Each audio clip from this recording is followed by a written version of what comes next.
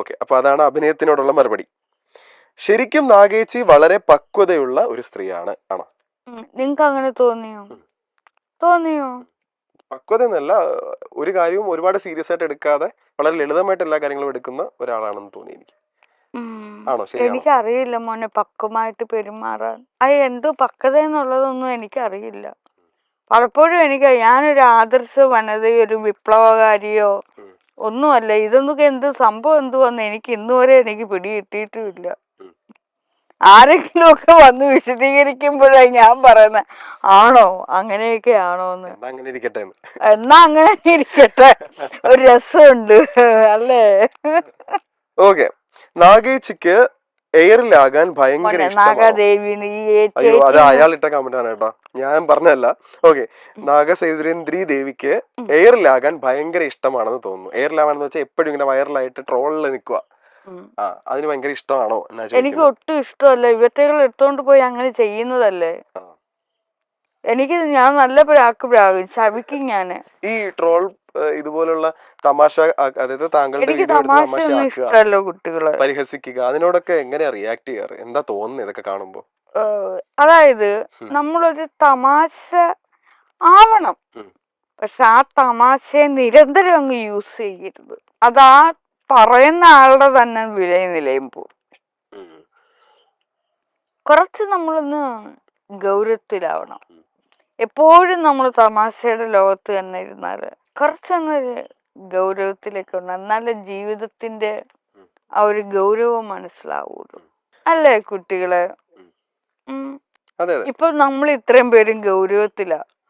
നിങ്ങക്ക് തോന്നും തമാശയാണെന്ന്, പക്ഷെ ഇതാണ് കറക്റ്റ്. നമ്മൾ ഗൗരവത്തിലാ. കാരണം എന്താണെന്നറിയാം, ഇന്നത്തെ ദിവസം എനിക്ക് ഭയങ്കരമായിട്ട് സന്തോഷം വരുന്നത്. എൻ്റെ കയ്യിൽ ഒരു 5000 രൂപ കിട്ടിയിട്ടുണ്ട്. നാളെ എനിക്ക് അത്യാവശ്യമായിട്ട് പോകേണ്ടടുത്ത് പോകാനുള്ള പൈസ ഞാൻ ഉണ്ടാക്കിയിട്ടുണ്ട്. അത്രയും രൂപ പോരാ, 11000 രൂപയാണ് വേണ്ടത് ആ വാഹനത്തിന് കൊടുക്കാം. പിന്നെ ഇവിടെ അരിയും സാധനങ്ങളും എല്ലാം ചെലവുകൾ. മോനെ, വരവിനേക്കാൾ കൂടുതൽ ചിലവുകളാണ് നമ്മുടെ വസ്ത്രങ്ങൾ എല്ലാം. ഇപ്പൊ ഒരു വളരെ പ്രത്യേകമായിട്ടുള്ള ഒരു വസ്ത്രം, ചിലപ്പോൾ വെള്ളയായിരിക്കാം, ചിലപ്പോൾ കാവ്യായിരിക്കാം, അത് തിരഞ്ഞെടുക്കാനുള്ള കാരണം? എന്റെ കുട്ടിക്കാലം മുതലേ ഞാൻ വെള്ള ഉപയോഗിക്കുന്നതാ. കാവി, വെള്ള, കറുപ്പ് ഒക്കെ. കുട്ടിക്കാലത്ത് വെള്ള വസ്ത്രം മാത്രമേ ഉണ്ടായിരുന്നുള്ളൂ. കാവ്യ വസ്ത്രം, പഴനിക്കൊക്കെ പോവാൻ നേരം കാവി പാവാടയും ഉടുപ്പും ഒക്കെയാ. ചിലപ്പം ചുരിദാർ എന്ന് പറയും, അതൊക്കെ ഉപയോഗിച്ചുകൊണ്ടായിരുന്നു പോയിരുന്നത്. കയ്യിൽ വെട്ടി തയ്ച്ച് അങ്ങനെ. ആ കുട്ടിക്കാലത്ത് അത് ഇപ്പോഴും എനിക്ക് അതാണ്, അതായത് ഒറ്റ ഈ പുള്ളിയും പൊട്ടും ഒക്കെ ഉള്ള വസ്ത്രങ്ങൾ എനിക്ക് പ്ലെയിൻ ആയിട്ടുള്ള കളറുകളാണ് ഇഷ്ടം. കറക്റ്റ്, പ്ലെയിൻ ആയിട്ട് ഉള്ള കളർ.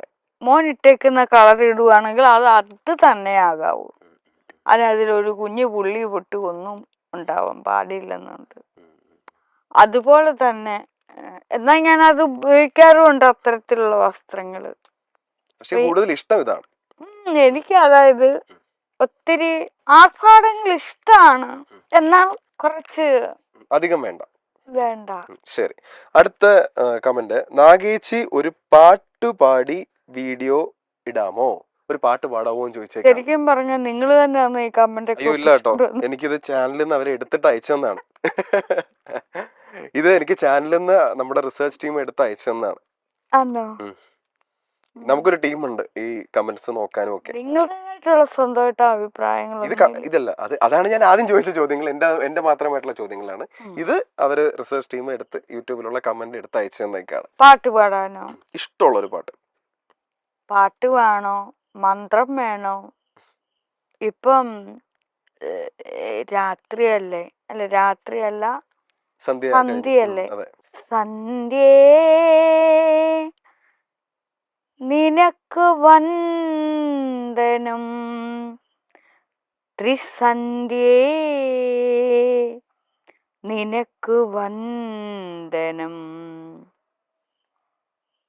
ഇരു കൈകളും കൂപ്പുന്നു ഞാൻ, ഇരു കൈകളും കൂപ്പുന്നു ഞാൻ, ത്രിസന്ധ്യേ നിനക്ക് അമ്മയ്ക്കു വന്ദനം. ഇഞ്ചി മൈ മീൽ പാർട്ട്ണർ. ഇതൊരു മന്ത്രം പോലെ ഇത് മാത്രം മക്കൾ. ഇത് ശരിക്കും ഉള്ളതാണോ അത് താങ്കൾ മനസ്സിൽ വന്നൊരു ശ്ലോകമാണോ അത്? മക്കളെ, നിങ്ങൾ എന്നോട് പാട്ട് പാടാൻ പറഞ്ഞു, ഇത് ഇപ്പൊ ഇരുന്ന് ഞാൻ പറഞ്ഞതാ. അതാ ഞാൻ ചോദിച്ചത്, താങ്കളുടെ മനസ്സിൽ ഇപ്പൊ വന്ന വരികളാണ്. ആ ഓ ഓക്കെ ഓക്കെ, അടിപൊളി. ഇല്ല, അത് വളരെ നന്നായിരുന്നു, അതുകൊണ്ട് പറഞ്ഞതാ. നമ്മള് ഇപ്പൊ ആദ്യം ഇങ്ങോട്ട് കടന്നു വരുമ്പോഴില്ലേ, നമ്മൾ മേലേക്ക് വരുമ്പോഴത്തേനും അവിടെ ഒരു രൂപം, ഒരു സ്ത്രീ രൂപം, അതുപോലെ അതിനൊരു നാഗവുമായിട്ടൊരു ഒരു ഒരു ബന്ധമുണ്ട്. എന്താണ് ആ ഒരു സങ്കല്പത്തിന് പിന്നിലെ? സങ്കല്പമല്ല, എന്റെ ഉള്ളിലെ ദർശനം കണ്ടതാണ് ആ ഒരു രൂപം. വിഷ്ണു രൂപം, അത് സർപ്പം, പിന്നെ പുരുഷനെയാണ് കണ്ടത്. അതൊരു സ്ത്രീ രൂപമല്ലായിരുന്നോ അവിടെ? എന്റെ ദേഹം ഏകദേശം അതുപോലെ ആയതുകൊണ്ട് ഞാൻ ആ ഒരു സ്ത്രീ രൂപം അവിടെ പണിതിട്ട്. കണ്ടത് പുരുഷനെയാണ്, പക്ഷെ ഞാനത് മോഡലായിട്ടൊക്കെ ഇങ്ങനെ കിടന്നൊക്കെ നോക്കിയിട്ട് ഞാൻ തന്നെ സ്ത്രീ രൂപത്തെ അങ്ങാക്കി, ഭൂമിയായിട്ട്. അതിന് പേരുണ്ട്: സുൽത്താന ദേവി, യേശാ ദേവി, ശില്പിനി ദേവി. ആ രൂപത്തിന്റെ പേര്. ഈ 3 പേരും അവരുടെ പേര്. നാഗസൈരന്ധ്രി ദേവി എന്നും വിളിക്കും, എർത്ത് സ്കൈ ദേവി എന്നും വിളിക്കും. എർത്ത് സ്കൈ, ആകാശവും ഭൂമിയും. എർത്ത് ഭൂമി, സ്കൈ ആകാശവും, ഭൂമിയും ആകാശവും നിറഞ്ഞു നിൽക്കുന്നവൾ സുൽത്താന ദേവി. ഈ ലോകത്തിന്റെ മുഴുവൻ സുൽത്താനയാണവൾ. ശില്പിനി ദേവി, അവൾ തന്നെ ശില്പമായി മാറിയതാണ്. യേശാദേവി എല്ലാത്തിന്റെ മാതാവാണ്. ചുരുക്കത്തിൽ പറഞ്ഞ, ഈ ക്രിസ്ത്യാനികളും മുസ്ലിങ്ങളും ഹിന്ദുക്കളും എല്ലാം ഇവിടെ വരുന്നുണ്ട്, അവർക്കൊക്കെ ഒരു സന്തോഷമാവട്ടെന്ന് കരുതി സുൽത്താന. ഏകദേശം അങ്ങനെയുള്ള പേരില്ലേ, യേശുവിന്റെ പേരിന്റെ ആ യേശു മാറ്റിയിട്ട് യേശ എന്നിട്ടതാ കുട്ടികൾ. അത് ആ രൂപം ആരാധിക്കുന്ന രൂപമാണോ, അതോ ജസ്റ്റ് ഒരു രൂപം? മോനെ, അതിങ്ങനെ നിങ്ങൾ നിസ്സാരമായിട്ട് കാണുന്നു, അത് നിസ്സാരമല്ല. ആ രൂപം എന്റെ മുന്നില്, എന്റെ ഉള്ളില് വന്നു. ഈ കഴിഞ്ഞ ദിവസം ഈ ലോകമല്ല, എനിക്ക് എല്ലാ ദേവഗണങ്ങളും വന്നു ഉള്ളിന്റെ ഉള്ളിൽ വന്ന് വരം നൽകിയിട്ട് പോയി കുട്ടി. വിശ്വസിക്കില്ല, എനിക്കത് പറഞ്ഞറിയിക്കാനും കഴിയില്ല. വരം എന്ന് ഉദ്ദേശിക്കുന്നത് എന്ത് വരമാണ്? അനുഗ്രഹം തന്നിട്ട് പോയി. എന്റെ ഉള്ളിൽ തന്നെ ശില്പ കലകളുടെ ദേവഗണങ്ങളെ മുഴുവൻ ഞാൻ കണ്ട്. എന്നിലെ അവിശ്വാസിയായ എന്നെ തന്നെ എനിക്ക് ഞാൻ അവിടെ നിന്ന് എന്നെ കാട്ടിത്തരിക. എനിക്കതൊന്നും പറഞ്ഞറിയിക്കാൻ കഴിയില്ല. ഞാൻ പക്ക ഒരു നിരീശ്വരവാദി, യുക്തിവാദിയൊക്കെ ആയിരുന്നു കുട്ടികൾ. ആയിരുന്നു. നിങ്ങൾ ഓരോ അക്ഷരങ്ങളും കൂടെ ശ്രദ്ധിക്കണം എൻ്റെ നാവിൽ നിന്നും. പാസ്റ്റ് കഴിഞ്ഞു പോയത്. പക്ഷെ യാഥാർത്ഥ്യങ്ങൾ ഓരോന്നും വരുമ്പോൾ അവിടെ നമുക്ക് തള്ളിക്കളയാൻ പറ്റില്ല. ഞാൻ കണ്ട് ഇതുപോലെ വെള്ളി നിറത്തിൽ വന്ന് ത്രസിച്ച് നിൽക്കുന്ന ദേവഗണങ്ങൾ കണ്ണ് ചിമ്മി അടയുന്ന അതേ വെളിച്ചത്തോട് വന്ന് എനിക്ക് അനുഗ്രഹം നൽകിയിട്ട് പോയി. അപ്പൊ ഉണർന്നോ? അത് കണ്ടിട്ട് ഞെട്ടി ഉണർന്നോ? ബ്രഹ്മ മുഹൂർത്തത്തിലാണ് അത് തന്നത്. വെളുപ്പിനെ ഞാൻ എണീറ്റു, വിളക്ക് കൊളുത്തി എന്ന് എനിക്ക് തോന്നുന്നു. എന്നിലെ അവിശ്വാസിയായ എന്നെ വീണ്ടും വീണ്ടും ഉണർത്തി എനിക്ക് ഇങ്ങനെ വരം നൽകുകയാണ്. എന്നെ ഇങ്ങനെ കാട്ടുകയാണ് കുട്ടികളെ. ഇവിടെ എനിക്ക് തോന്നുന്നു ഡോക്ടേഴ്സും എഞ്ചിനീയർമാരും ലോയേഴ്സും അങ്ങനെ ഒത്തിരി പേര് വരാറില്ലേ താങ്കളെ കാണാനായിട്ട്? അധ്യാപകര് വരാറുണ്ട്. എല്ലാവരും വരും. ഇവരൊക്കെ അവരുടെ കഷ്ടതകള് സംസാരിക്കാനാണോ, അതോ എന്തെങ്കിലും ആവശ്യങ്ങൾ വെച്ചിട്ട് വരുവാണോ? എങ്ങനെയാണ് അതിനൊക്കെ ഒരു പലരും വരുന്നത് കരഞ്ഞു കൂവി വരും, രക്ഷിക്കൂ നാഗാദേവി. അവരുടെ സങ്കടങ്ങൾ വന്ന് ഇവിടെ ഒന്ന് പറഞ്ഞത്. അപ്പൊ എന്താ അവർക്ക് അതിനുള്ളൊരു പരിഹാരം? ആശ്വസിപ്പിച്ചു കൊടുക്കും. സംസാരിച്ച് ആശ്വസിപ്പിച്ചു കൊടുക്കും. സംസാരിക്കും, അവരെ തഴുകും, ചേർത്ത് നിർത്തും. ചിലർ വന്ന് എൻ്റെ സ്പർശനം കൊണ്ട് കോൾമയർ കൊള്ളുന്നു എന്ന് പറയും. മേലുവരിക്കുന്നു, കോൾമയർ കൊള്ളുന്നു. അത് എന്താന്ന് വെച്ചാൽ ഇങ്ങനെ പറയില്ലേ, അനുഗ്രഹിച്ച് അങ്ങനെ ആവും. ചിലര് വന്ന് ഇങ്ങനെ അവരുടെ കൈകളിൽ ഞാൻ തഴുകും, ആശ്വാസം കിട്ടിയെന്ന് പറയും.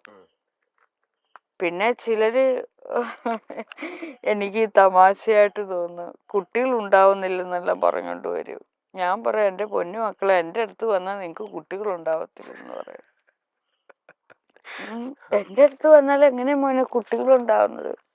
അതിന് അവരങ്ങോട്ടും ഇങ്ങോട്ടും കൂടെ പ്രയത്നിക്കണ്ടേ? അപ്പോൾ ഞാൻ പറയും, കുട്ടികളൊക്കെ ഉണ്ടാവും മക്കളെ, നിങ്ങൾ ഇങ്ങനെയൊക്കെ ഒന്ന് ചെയ്തു നോക്ക്.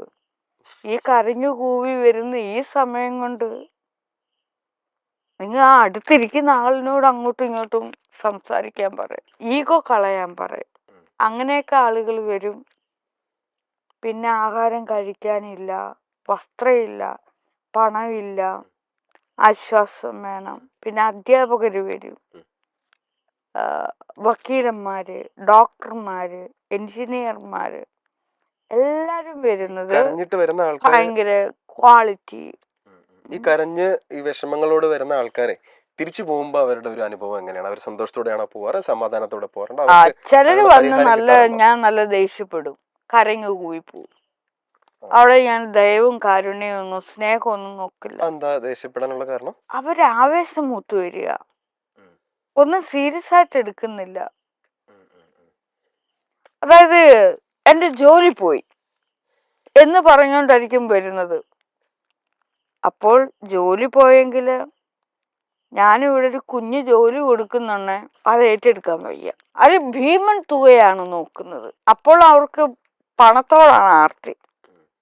അവരുടെ ജീവൻ നിലനിന്നാൽ മാത്രമേ ജോലി ചെയ്യാനുള്ള ആരോഗ്യം ഉണ്ടാവുള്ളൂ, പണം ഉണ്ടാവുള്ളൂ. ജീവനില്ലാതെ, ദേഹമില്ലാതെ എങ്ങനെ അവർക്ക് പണം സ്വരൂപിക്കാൻ കഴിയും?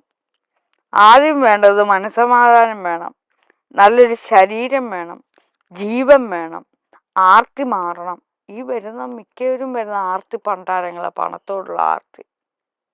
ഇപ്പൊ ഞാൻ നിങ്ങൾക്കൊരു 100 രൂപ തന്നപ്പോൾ നിങ്ങളത് വാങ്ങിച്ചു, അതാണ് കറക്റ്റ്. ചിലർ ജോലി വേണമെന്ന് ഇങ്ങോട്ട് വന്ന് പറയുമ്പോൾ ഞാൻ പറയും, മക്കളെ ഇതൊന്ന് എടുത്ത്, ഇതൊക്കെ നിങ്ങൾ ചെയ്ത ജോലികളാ, നിങ്ങൾക്കതിന് വെറും ഒരു നിസ്സാരമായിട്ടാ തോന്നിയതല്ലേ, ഒരു കളിയായിട്ട്. ഈ കളിയായിട്ട് തന്നെ നമ്മൾ ഓരോ ജോലിയെ കണ്ടാല് വളരെ ലളിതമാണ്. ശരിക്കും ഞാൻ നിങ്ങളെ കൊണ്ട് ജോലി എടുപ്പിച്ചതായത് പുസ്തകം എടുക്കാനൊക്കെ. 4 പേരും പണിയെടുത്തു. ഇന്നത്തെ പണി നിങ്ങൾ ഡബിളാണ് എടുത്തത്, ഒരു സൈഡ് ബിസിനസ്സും കൂടി എടുത്തത്. പട്ടച്ചെലവിനുള്ള കാശായി. മോനെ, ഇതൊക്കെയാണ് ജോലികൾ. ഞാനൊക്കെ ജോലി ചെയ്ത് തരുന്ന സമയത്ത് കുമ്മറം കിടന്ന് ജോലി ചെയ്താ, കഷ്ടപ്പെട്ടതാ.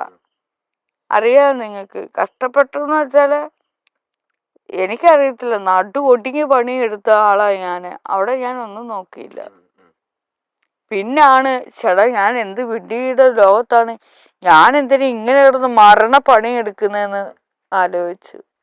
കാരണം യഥാർത്ഥ ജോലി എവിടെയാണെന്നറിയാവോ മോനെ? നമ്മുടെ ശരീരത്തിന്റെ ഉള്ളിൽ കിടന്ന് ആന്തരിക അവയവങ്ങളാണ് കിടന്ന് പണിയെടുക്കുന്നത്. അവര് പണിയെടുക്കുന്നത് നമ്മൾ അറിയുന്നില്ല. ഹൃദയം നന്നായിട്ട് ജോലി ചെയ്യുന്നുണ്ട്, ആണോ അല്ലയോ? ഇത് നന്നായിട്ട് ജോലി ചെയ്യുന്നുണ്ട്, ആണോ അല്ലയോ? അതറിയിക്കാനാണ് നിങ്ങളോട് ഞാൻ പറഞ്ഞ തലയ്ക്ക് ഇത്തിരി വെള്ളം ഒഴിച്ചിട്ട് വരാം. പ്രേക്ഷകർക്ക് കുറച്ചുകൂടെ മനസ്സിലാൻ വേണ്ടി പറയാം, നമ്മളിങ്ങോട്ട് കയറി വരുമ്പോഴത്തേനും കൈയും കാലും ഒക്കെ ഒന്ന് കഴുകി തലയിൽ വെള്ളം തെളിച്ച് തണുപ്പിച്ചിട്ട് അകത്തോട്ട് കയറിയാൽ മതി എന്നാണ് നാഗാദേവി പറഞ്ഞത്. ക്ഷേത്രത്തിലേക്ക് വരുമ്പോൾ അങ്ങനെ വരും. പൂക്കളും വെച്ച് ആണ് അകത്തേക്ക് നമ്മൾ കയറിയത് അല്ലേ? അത് കൃത്യമായിട്ട് നിങ്ങളത് പറഞ്ഞ് മനസ്സിലാക്കി കൊടുക്കും. അപ്പൊ ഞാൻ പറയുമ്പോൾ ഇവര് നിസ്സാരമായി കാണും. ഇതുപോലുള്ള നെഗറ്റീവ് ആയിട്ടുള്ള കമന്റ്സ് വരുമ്പോഴത്തേന്, അതായത് നമുക്കെതിരെ മോശമായിട്ടുള്ള കമന്റ്സ് വരുമ്പം ഉള്ളിൽ വേറെ വിഷമവും അങ്ങനൊന്നും ഒരിക്കൽ പോലും തോന്നിയിട്ടില്ല? അല്ല, അറങ്ങി ശപിക്കും. വലിക്കുകയും ചെയ്യും. വലിക്കുമോ അത് ശപിച്ച? ആ. അവര് ജീവനോട് ജീവിച്ചിരിപ്പുണ്ടോ? ആരും തിരക്കി പോയിട്ടില്ല. അല്ല മോനെ, ഉം. ആ എഴുതുന്ന ആള് ജീവനോട് ഇരിപ്പുണ്ടോ, അയാൾ അതിൻ്റെ ഉള്ള എല്ലാം അനുഭവിക്കും. ശരി. എനിക്ക് ശപിക്കുന്നതിന് ഒരു പ്രയാസമില്ല. ഞാൻ കുത്തിയിരുന്ന് അങ്ങ് ശപിച്ചോളൂ. ഈ ജീവിതത്തില് എനിക്ക് ഏക്കത്തും ഒന്നുമില്ല. ഇതും ഇട്ടു. കാരണം എനിക്ക് പലരും പറയും ശാപം തിരിച്ചു വലിക്കുമെന്ന്. എനിക്ക് വലിക്കില്ല. കാരണം എന്താണെന്നറിയോ, ഞാൻ ആത്മാവാ. ആത്മാവിന് ശാപം ഏക്കത്തില്ല കുട്ടി. ആത്മാവാണ് ഞാന്. ആത്മാവിനൊരിക്കലും ശാപം ഏക്കൂല. ഞാനൊരു കാര്യം ചോദിച്ചോട്ടെ, ഈ സോഷ്യൽ മീഡിയയിൽ കൂടെയാണല്ലോ താങ്കൾ ഒരുപാട് പേര് ഇപ്പോൾ ഒരു കഴിഞ്ഞ കുറച്ച് വർഷങ്ങളായിട്ട് അറിയുന്നത്. ഇത് ശരിക്കും നാഗസൈരന്ധ്രി ദേവി എന്നുള്ള ആൾക്ക് അത് നല്ലതായിട്ടാണോ അതോ മോശമായിട്ടാണോ കാണുന്നതിനെ? കാരണം എന്തായാലും കുറെ ആൾക്കാരിലോട്ട് എത്തി, ഈ ഒരു വ്യക്തി എത്തി. അപ്പൊ അതെങ്ങനെയാ കാണുന്നത്? നല്ലതായിട്ടാണോ മോശമായിട്ടാണോ കാണുന്നത് ഈ സോഷ്യൽ മീഡിയ എന്നുള്ളത്? സോഷ്യൽ മീഡിയ എന്ന് പറയുന്നത് എൻ്റെ അടുക്കൽ വന്ന് ഇങ്ങനെ വന്ന് നിങ്ങളെപ്പോലുള്ളവർ വന്ന് ഇങ്ങനെ വന്ന് ചോദിച്ച് കാര്യങ്ങൾ വെളിയിലിട്ടിട്ടാൽ എനിക്കത് നല്ലതാണ്. നേരിട്ട് വരണം എന്നുള്ളത്.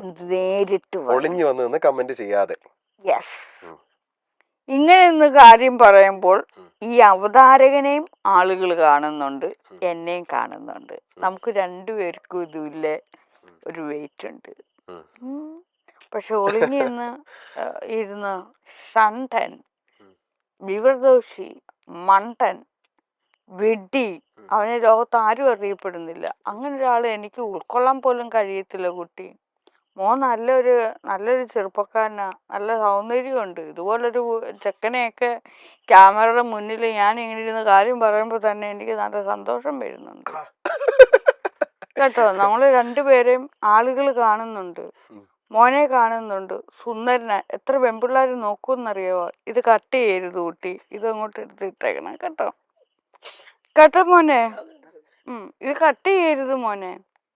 കട്ട് ചെയ്താ നിങ്ങളുടെ ചാനലിന്റെ റേറ്റിംഗ് പോകും. ഇതാണ് ഇമ്പോർട്ടന്റ്.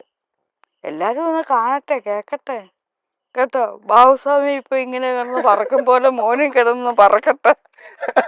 അടുത്തത് ഓക്കെ, ഞാനൊരു വളരെ പേഴ്സണൽ ആയിട്ടൊരു കാര്യം ചോട്ടെ. നാഗസൈരന്ധ്രി ദേവിക്ക് എപ്പോഴെങ്കിലും ഒരു വിവാഹ സങ്കല്പം അങ്ങനെ ഒരു കാര്യം ഉണ്ടോ? എന്റെ പൊന്നു മോനെ, ഈ ഭൂമിയിൽ ഞാൻ ഏറ്റവും കൂടുതൽ വെറുക്കുന്ന ഒരു കാര്യം കല്യാണം വേണ്ട എന്നുള്ളത്. അതെന്ത് പറ്റി? എനിക്കിഷ്ടമല്ല കുട്ടി കല്യാണം. എന്തിനാ വിവാഹം കഴിക്കുന്നത്? ഞാൻ വിവാഹമൊന്നും കഴിച്ചിട്ടില്ല. വിവാഹം കഴിച്ചവർ ഇങ്ങോട്ട് ഈ പടിക്ക് ഇങ്ങോട്ട് കയറി വരരുതെന്ന് ഞാൻ മെയിനായിട്ട് പറഞ്ഞിട്ടുണ്ട്. പക്ഷെ എന്ത് ചെയ്യാൻ പറ്റും? എല്ലാവരും വരുന്നത് വിവാഹം കഴിച്ചവർ കുഞ്ഞുങ്ങളെ കൊണ്ടൊക്കെയാണ്. ഞാൻ പ്രത്യേകം ഇവിടെ ബോർഡ് വരെ വയ്ക്കാൻ തുടങ്ങിയത്, വിവാഹം കഴിച്ച ഒറ്റ എണ്ണം പോലും ഇങ്ങോട്ട് കയറി വരരുത്. ഇവിടുത്തെ ദേവിക്ക് ഇഷ്ടമല്ല, എനിക്കും ഇഷ്ടമല്ല. അങ്ങനെ ഒരു ക്ഷേത്രമാണ് ഇവിടെ. എന്റെ പൊന്നും കുടമേ, ഇത് എനിക്ക് ഇവിടെ പറയണമെന്നുണ്ടായിരുന്നു. മോൻ അത് പറഞ്ഞ്. ഇതാണ് ഇവിടെ പറഞ്ഞു വെക്കേണ്ടത്. ഈ ക്ഷേത്രത്തിന്റെ പ്രത്യേകത, ഇവിടെ വിവാഹം പാടില്ല. അതെയോ? അപ്പൊ വിവാഹം കഴിഞ്ഞ ആൾക്കാർ ഇവിടെ പ്രശ്നങ്ങളുമായിട്ട് വരില്ല? അതെന്തിനാ? വിവാഹം കഴിഞ്ഞവർക്ക് അവിടെ അവർക്ക് സൂചിച്ച് ജീവിച്ചുകൂടാ. അവരെന്തിനാ ഇങ്ങോട്ട് വലിഞ്ഞു കയറി വീണ? കുട്ടികൾ ഉണ്ടാവാത്ത പ്രശ്നമായിട്ടൊക്കെ ആൾക്കാർ വരുന്നു എന്നുള്ളത്. വിവാഹം കഴിഞ്ഞ ആൾക്കാരല്ലേ അവരെ? അതിന് അല്ല, അപ്പൊ അങ്ങനെയുള്ള ആൾക്കാർക്ക് പ്രവേശനം ഉണ്ടോന്ന് ചോദിക്കുക ഞാൻ. ഞാൻ പറഞ്ഞില്ല മോനെ, അങ്ങനെയുള്ളവരാണ് പറഞ്ഞത്. ഇനി ഫസ്റ്റ് സെക്കൻഡ് വൺ ഞാൻ പറഞ്ഞില്ല. വിവാഹം കഴിക്കാതെ തന്നെ കുട്ടികൾ ഉണ്ടായിക്കൂടെ? കുട്ടികൾ വിവാഹം കഴിക്കണമെന്നില്ല. വിവാഹം കുട്ടികൾ ഉണ്ടാകാൻ വിവാഹം കഴിക്കണമെന്നുണ്ടോ? ഇല്ല ഇല്ല ഇല്ല. എത്രയോ യുവാക്കൾ, എത്രയോ പെൺകുട്ടികൾക്ക് ഇണ ചേരുന്നു, കുട്ടികളെ ഉണ്ടാക്കി കൊടുക്കുന്നു, അവർ വളർത്തുന്നുണ്ട്. അവരുടെ അന്തമാര് വേറെ ആയിരിക്കും, നിലവിലെ സർട്ടിഫിക്കറ്റിൽ വേറൊരു അന്തയായിരിക്കും, കുട്ടികളുടെ അച്ഛൻ വേറെ ആയിരിക്കും. ആരെങ്കിലും അറിയുന്നുണ്ടോ? അത് ആ പെണ്ണിന് മാത്രമേ അറിയത്തുള്ളൂ. അവളുമാരും പക്ക കള്ളികളൊന്നും പറയത്തതുമില്ല. അങ്ങനെയല്ലേ ഇവിടെ ശങ്കരവർഗങ്ങളൊക്കെ ഉണ്ടായിട്ടുള്ളത്. മോനെ, അത് ഞാൻ തമാശയല്ല, വെരി സീരിയസ്. ഇതൊക്കെ വേണം അറിയേണ്ടത്. നിങ്ങളൊക്കെ വിചാരിക്കുന്ന ഓരോ ജാതിക്കാരെ മാത്രമേ വിവാഹം കഴിക്കുള്ളൂ എന്നാണോ? ശുദ്ധ പൊട്ടത്തരവാ. ക്രിസ്ത്യാനിയും മുസ്ലിങ്ങളും പറയനും പൊലയനും തണ്ടാനും മേനോനും നമ്പൂതിരിയും ബ്രാഹ്മണനും ക്രിസ്ത്യാനിയും അങ്ങനെ എല്ലാ ജാതിയും മതവും എല്ലാം ഇല്ലയോ, അവരെല്ലാരും ഒന്നു ചേർന്നുള്ള ലോകമല്ലേ ഇവിടെ. മോനൊന്ന് ധ്യാനത്തിൽ പോയാൽ മതി, അന്നേരം അറിയാം എത്രയോ പേര് അങ്ങനെ ഇണചേരുന്നുണ്ട്. സർട്ടിഫിക്കറ്റിൽ അന്ത വേറെ ആയിരിക്കും കുട്ടി, മറ്റേ റെഡിമെയ്ഡും എല്ലാം വേറെ വേറെയാ. അതുകൊണ്ടാണ് വിവാഹം എന്ന് പറയുന്ന സങ്കല്പം തന്നെ വലിയ കാര്യമില്ലാത്ത ഇത് സങ്കല്പമല്ലല്ലോ, ഞാനിത് ഒറിജിനാലിറ്റി മോനെ പറയുന്നത്. അല്ല, അതുകൊണ്ടാണ് ഒരു താല്പര്യക്കുറവ് എന്ന് ചോദിക്കാൻ ഞാൻ. എനിക്ക് താല്പര്യക്കുറവല്ല മോനെ, എനിക്ക് ഇഷ്ടമല്ല. കുട്ടികൾ വേണമെന്നുണ്ടെങ്കിൽ വിവാഹം കഴിക്കണമെന്നും ഇല്ല. അല്ല, പക്ഷെ പ്രണയത്തിനോട് പ്രശ്നമൊന്നുമില്ലല്ലോ, ഇല്ലേ? പ്രണയം ഒരു നല്ലൊരു കാര്യമല്ലേ? ഒരാളോട് ഒരു സ്നേഹം തോന്നുക, ഇഷ്ടം തോന്നാന്നുള്ളത്, അതിന് വിവാഹം കഴിക്കണമെന്നില്ല. ഇല്ല, വേണ്ട, പ്രണയിക്കാലോ. കുട്ടിക്ക് പ്രണയമുണ്ടോ? പ്രണയം ഇപ്പൊ പ്രണയിക്കാൻ ആളില്ലെങ്കിൽ ഉള്ളിൽ നല്ല പ്രണയമുണ്ട്. ഉള്ളിലുണ്ടോ? ഉള്ളിലിരുന്ന് വിങ്ങു വന്ന മോനെ. അല്ല പറ കണ്ണ. അങ്ങനെയൊന്നുമില്ല, നമ്മള് കറക്റ്റായിട്ട് ആള് വരുമ്പോ ഉള്ളിലിരിക്കുന്ന പ്രണയം നമ്മളെ അടുത്തങ്ങ് കൊടുക്കും. ഇനി താമസിക്കരുത്, മോന്റെ വിങ്ങലെല്ലാം മാറ്റും.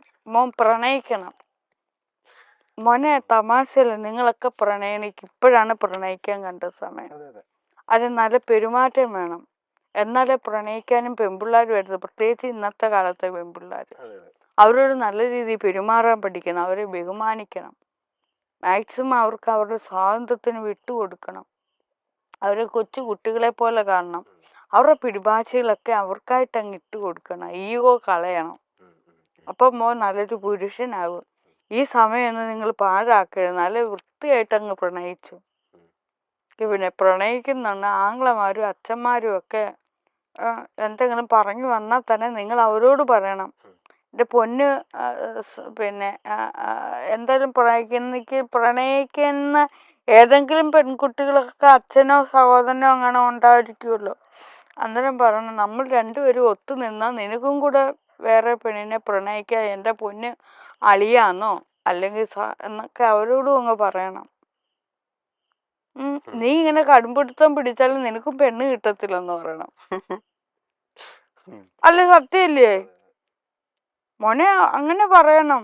ഇപ്പൊ മോനൊരു പെങ്ങളുണ്ടെന്ന് കരുതുക, ആ പെങ്ങൾക്ക് മറ്റൊരാളോട് ഇഷ്ടം തോന്നി, മോൻ പറയാണ് ഇത് പറ്റില്ല. ഇത് തന്നെയായിരിക്കും മോൻ വേറൊരു പെണ്ണിനെ ഇഷ്ടപ്പെടുമ്പോഴും അവരും അത് തന്നെ പറയുന്നേ. അപ്പൊ ആ കടുംപിടുത്തം മാറ്റണം.